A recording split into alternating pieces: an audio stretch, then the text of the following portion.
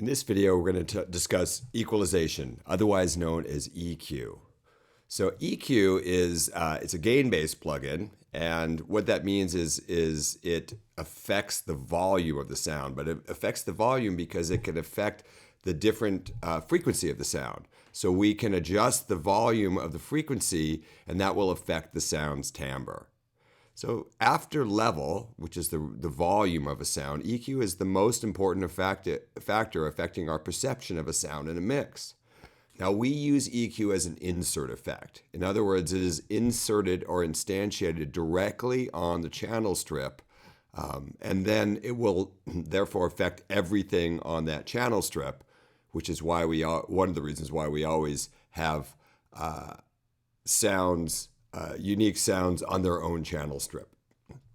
And again, it's a gain-based effect. So because it's affecting the volume, even though it's affecting the frequency of the sound, it's affecting the volume of the frequency.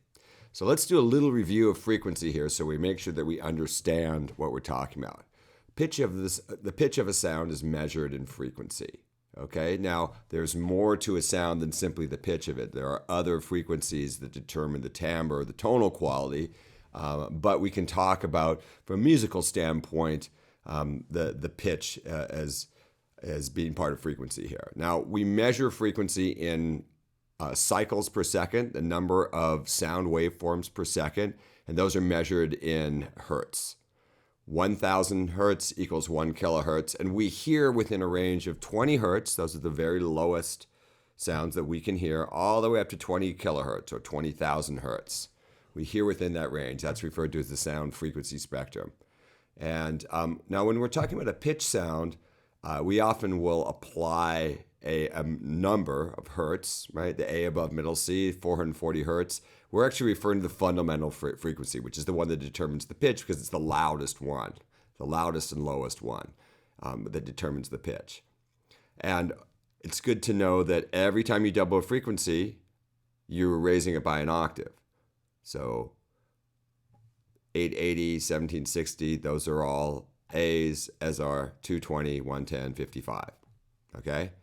Now, all sounds, with the exception of the sine wave, contain additional frequencies called harmonics that vibrate above the lowest frequency, and that determines the differences in sound between one pitch sound and another. So it's the strength of the harmonics. The harmonic series is the same among different ones, but the strength determines the difference between, say, a trumpet and a oboe. Sounds that don't have a pitch to them, like a snare drum or something, have a lot of frequency, all at the same volume, so we can't determine the pitch. It's worth noting, though, a lot of drums actually do have a pitch if you listen to them closely. So we can divide frequency into 4 primary ranges, and this is how engineers and producers speak about frequency range. We have the low range from approximately 20 to 200 hertz, the low mids from about 20 to 1K, the high mids, or sometimes known as the presence, 1K to 5K, and the high range from 5K to 20K. The really important range to us is the low mids and the high mids, because that's where we hear things the best. If we were to graph out the way that human beings hear, you'd see a big drop off on the low and high end. We don't hear those quite as well. And you've seen this chart before. There are lots of frequencies that lots of adjectives that we use to describe sound. And so this is just some to help give you a sense of what we mean. We say muddy, for example, not too much emphasis in the low mid-range. Low mid-range there. If it's present, it has some edge, punchy, detail, clarity, that sort of thing. So we use this terminology, these adjectives, but they can actually be applied to the frequency range, because by adjusting the frequency of different sounds, we can get them to sound better together. So we're going to take a look now at a couple different equalizers, and then I'm going to jump into Pro Tools and as sort of a example of a pretty standard kind of EQ, and then I'm going to show you all the different stuff means. So here's the EQ in Pro Tools, and these type of EQs where you see the graph of frequency, where you see 20 to 20K, those are probably the best ones to jump into initially when you're working with them, because they're going to give you a visual readout or visual display of the areas of sound in which you are affecting, the areas of frequency. Okay, so there's Pro Tools there, and we're seeing different bands in it. This is a 7-band EQ, and we're counting the colored bands on the bottom. There's 5 of them there, and then there's a high-pass filter and a low-pass filter, which gives 2 additional bands here. This is the equalizer in Logic, and you'll see it has the same graph that we've seen in Pro Tools, right? The graph up over here, but this one over here is spread a little bit farther out. It also has all the same functionality, but it just displays it slightly differently. And it's got here 1, 2, 3, 4, 5, 6, 7, 8 bands of EQ over here. I want to show you the equalizer in Ableton Live. Okay, so it's also displaying this over here. And like the one in Logic, this gives you a nice, when you play a sound through it, you can actually see the frequency of the sound displayed here. So you can see on this particular sound that it's got a lot of energy, around 50K, probably a bass sound. And then it drops off a lot in the upper mid-range, and then we have almost nothing around 10K or so. And this also has different bands, and the symbols that you see along the bottom here, you'll also see in other ones. So moving from the 1, 2, 3, 4 to the right side of the screen, you'll see we have a filter at number 1. We have what's called a shelf in number 2. Then we have notches at 3, 4, 5, and 6. Shelf at 7, and a filter at 8. If I go back over here and you look at the top of the screen, you'll see the same symbols indicated there, and they always mean the same thing. It's the type of filter that can be applied to that particular band. Okay, and what we're seeing here in the equalizer here in Ableton Edition is that the bands 3, 4, 5, and 6 are engaged on this particular example. Okay, now there are other plugins here that have different kinds of looks to them, and there's a lot of them that will give you sort of a vintage look, the look of a vintage channel strip. So the one on the bottom here, the PSP Noble QEX, perhaps looks a little more complicated, but if you look closely at it, you will see that, for example, on the left-hand side, there's a high-pass filter. It says high-pass filter frequency, and then there's a knob there that allows you to specify the different frequencies.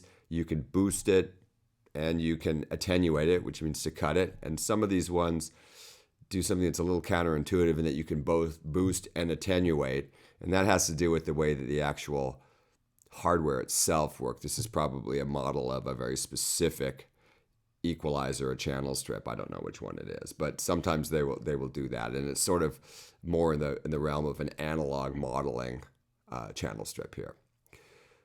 But if you look at the numbers, which is what I'm trying to get at, you will see that they are that it is giving you the same ability to shape the sound as these other EQs that we see.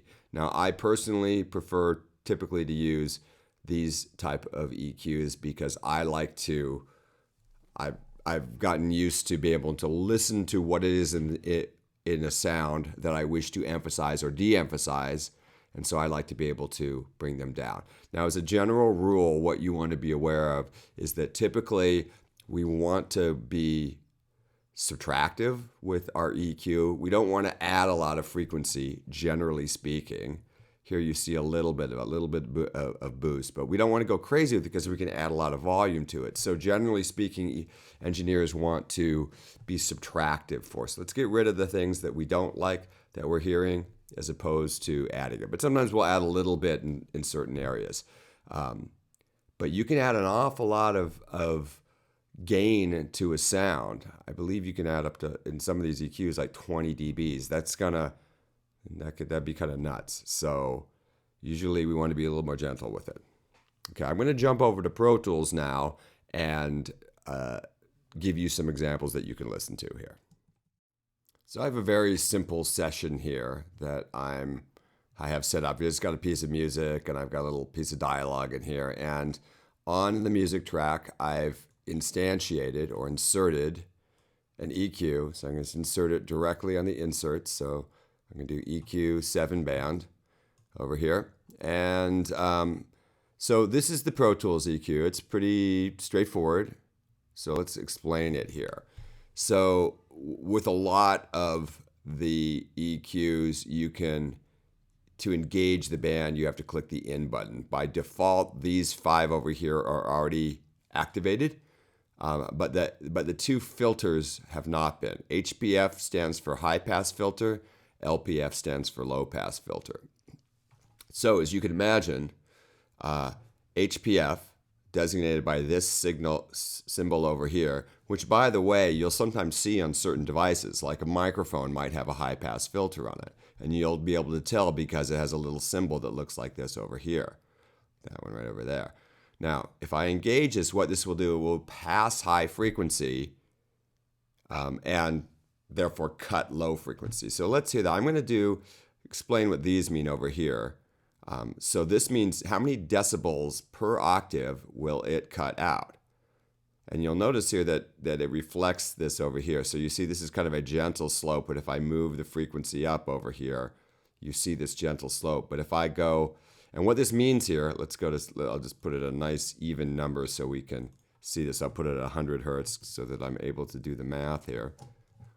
Right at 100 hertz. So now our dot is right at 100 hertz. So what this means is that at 50 hertz, the sound is 6 decibels as loud. If I change the slope here, I can go down to all the way up to 24 dB per octave on this one. And that means that if this is set at 100 hertz, at 50 hertz, it's 24 decibels lower in volume. So a lot steeper filter. And I think that the Logic one goes to 48 decibels per octave. So it's sort of how gentle the slope is. And let's do something extreme on it so you can hear it. So I'm going to play this piece. This is a song by Muse. You can hear it. Now all I want you to do is pay attention to what happens when I use a high-pass filter here. Listen to the low frequencies on it.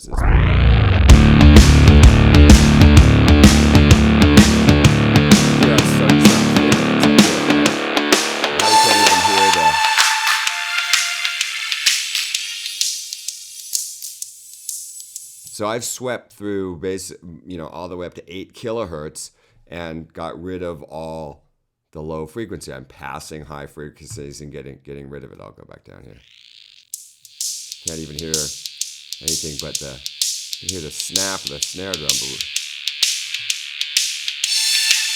You're hearing some of the harmonics in the bass, but you're not even hearing the fundamental.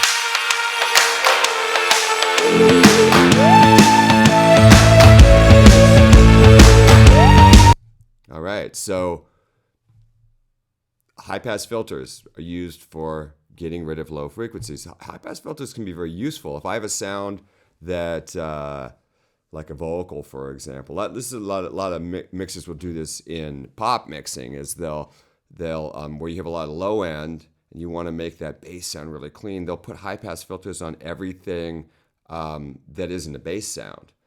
So on a vocal, I'll cut out all the low frequency that would otherwise compete with the bass and might get in the way of it. So that can be a really useful thing to do. Like for example, I might put it on a guitar so that I can hear the bass better, and I don't need the very lowest frequencies of the guitar, which might be competing with the sound that I really want to bring out in the bass. So the setting that you would do would be completely dependent on the instrument. A flute might have a different high-pass filter than you'd use on a guitar. But as with everything in sound, you have to use your ear to determine that. Now let's look at a low-pass filter. A low-pass filter probably wouldn't use, I say, there's always exceptions, as much as a general thing with an EQ, but this works the same way, but in reverse of the high-pass filter. So this is passing low frequencies and cutting out high frequencies. So I'm going to do a very steep one here. I'm going to run through this and let's go to the part where the high. You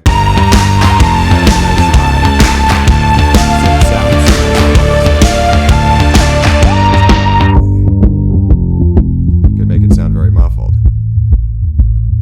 In fact, as you probably guessed, kind of filters are very useful in film mixing, where I want to make something sound like it's coming from, say, a club. If I want to make it sound like the music's coming from a club,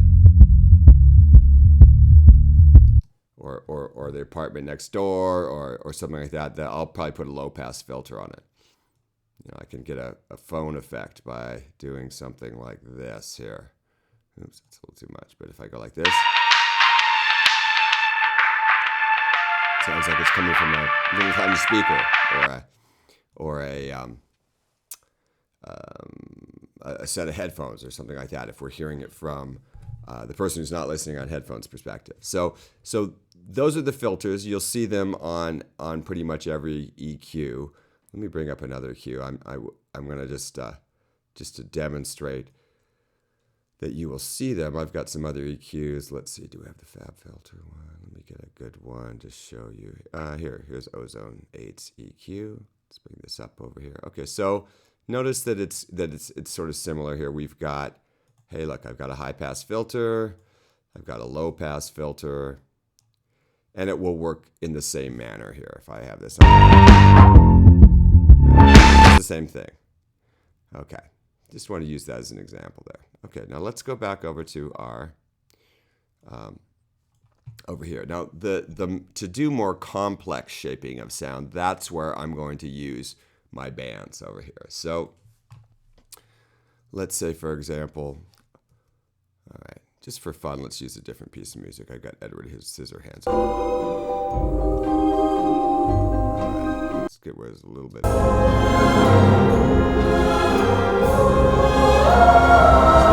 Now, on this one, LF stands for low frequency, and it's a shelf, and it looks sort of like a divining rod. These two on the ends, they do the same thing over here. They raise or lower frequency. They're like the high pass or low pass filter, but they're not cutting it out at the bottom or top. They're just generally lowering it. Actually, I think I'll go back to the Muse piece because it's a little more dramatic here. So if I want to lower,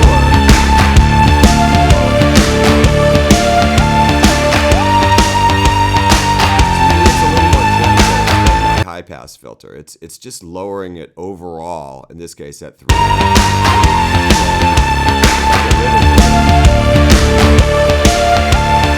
Yeah, typically you can drag these balls up and down. If I want to emphasize the bass, I could do something like this. Now I have to be really careful with this. This piece is very loud because it was mastered quite loudly. And if I go,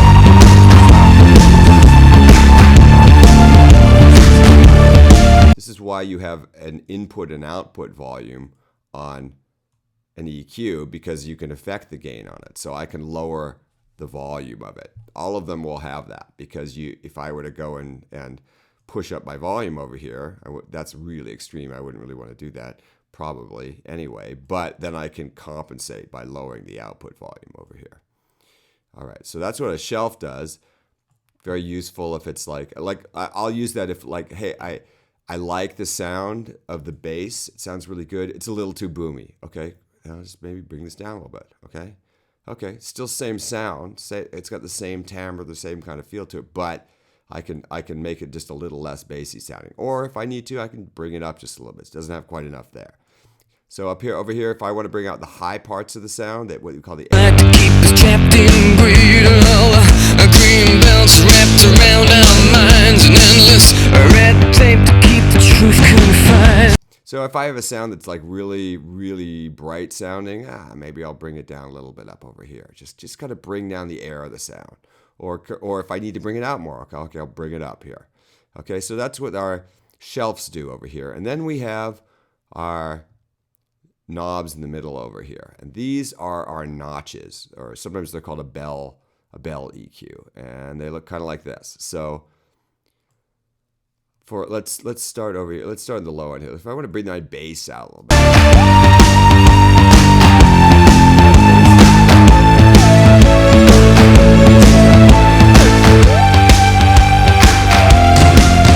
you normally wouldn't do it on a full piece of music. This is just more like to kind of shape the way it sounds. I'll give you an example on a piece of dialogue in just a second here. Now, so Yeah, so that's our low mids. High mids do the same thing, or the mid frequencies over here. These are just giving us different control over him. Here's our high mid range. So if I want to bring out like keep us all down and hope that we will never see the truth. When I bring that up over there, you can his vocals start set. You can start the words sound sharper. Keep us all down and hope that we will never see the truth. It's kind of the presence area of the sound. In fact, a good way to sort of figure out where the sound is to start kind of emphasizing through here. Like so, for example, if I do like this. Keep us all down and hope that we will never see the truth around. Another promise, another scene, a package like to keep us trapped. So if you're listening really closely there, what you'll hear is that you'll notice changes to the frequency that are emphasized as a result of going and sweeping through them. And what a really good way of finding typically what we're using an EQ for is to find a problem frequency. A great way that I've heard it expressed is when you're listening to an instrument or a track and you're going, ask yourself, what am I hearing too much of? And if you're hearing too much of something, usually it's an area of the sound, then you want to diminish that. Am I hearing too much upper mid-range? Okay, I want to bring that down. Or what am I hearing not enough of? Not enough bass. Okay, maybe I'm going to bring that up a little bit. Okay, that's a good approach to that sort of thing. Now, the last one that we see here is this thing called Q. And Q is how wide the bell is. A higher Q makes a narrower bell. A lower Q makes a wider bell. Quite often, I find the Logic one's a little too wide, so I like to make it narrow. But the Pro Tools one defaults at 1. That's usually pretty good. But if I'm finding out it's just a little too wide, then I'm going to narrow it a little bit if I want to get in there. I almost never use a EQ of 10 unless the sound really has some problems to it, which happens on occasions, and then it's usually to get rid of an area. But what you want to be aware of with the sound is that the bands can't find a single frequency. They're always going to have a little bit of Q to them, so that they're going over a range. All right. So this is a tool that you're going to want to experiment with a bit, and start to play with. You'll get a chance with one of the exercises that we're going to do, but it takes a little bit to start training your ear to be able to hear frequency ranges, like where the problem areas are. Now that said, with practice, you can do it. Now, what I'm going to do is I'm going to start with a really annoying piece of voiceover, and we're going to put some EQ on it here. Okay, so for $1,000, what is America's #1 acne fighting system? Okay, so what I'm noticing about this is I would say that there's not a lot of presence in the voice, and it's got a kind of woofy or woolly quality to it. So I'm going to use some EQ to address that. So first of all, for $1,000, what is America's #1 acne? It's got I don't really need some of the low end on it. So let's go and get rid of the high pass filter. Use the high pass filter to get rid of. For $1,000, what is America's #1 acne fighting system? Let's make it sound a little cleaner right there. Just because there's nothing in his voice that's down there, so it's kind of helping out a little bit here. And then I'm going to pull it down a little bit in here to get rid of some of that woofy quality. For $1,000, what is America's #1 acne fighting system? Okay, that's helping already. Now, what I want to say is that your effect bypass, which every DAW has the ability to bypass a plugin, is really your friend here. So I want to bypass. Let's hear what it sounds like without it. For $1,000, what is America's #1 acne? With it. For $1,000, what is America's #1 acne? Now, what I might then do is bring out the presence in his voice a little bit. Bring it up a little bit. For $1,000, what is America's #1 acne fighting system? Okay, here it is without it. For $1,000, what is America's #1 acne fighting system? I'm sorry, but that is... So that sounded pretty good now. It's a big improvement over this. For $1,000, what is America's... For $1,000, what is America's #1 acne fighting? Okay, and if you're saying to yourself, that's pretty subtle difference. Okay, fair enough. And I think what you'll find is that with practice, you will start to hear it more, and you'll start to to be able to discern what those frequencies are that you're hearing. And again, it may take some practice to do that. There's one other area. I find there's a little bit of mid-range area. For $1,000, what is America's #1 acne fighting system? I think that says a little better. I'm sorry, but that is incorrect. Anyone else? For $1,000, what is America's #1 acne fighting system? I'm sorry, but that is... All right, so cool. So that is, we can improve the sound of recording. I mean, here's the thing is that although it's ideally having a lot of microphones to choose from and getting the one that is best for the specific instrument is the way to go. Well, sometimes we don't have those kind of choices. We have to use the microphone that we have, and that is where we can really take advantage of using an EQ to help shape the sound after we've recorded it. Also, we find that sometimes when we add other instruments into the mix, that there, although the parts are working well together, the sound of the instruments needs to be shaped a little bit with an EQ in order to get them to balance better together. And that's where EQ can really help with that, particularly when you're in a situation where you're recording things one instrument at a time. You're layering them in, putting the different parts in. So that's where an EQ can really help with that. And with that, then we'll do an exercise in using EQ.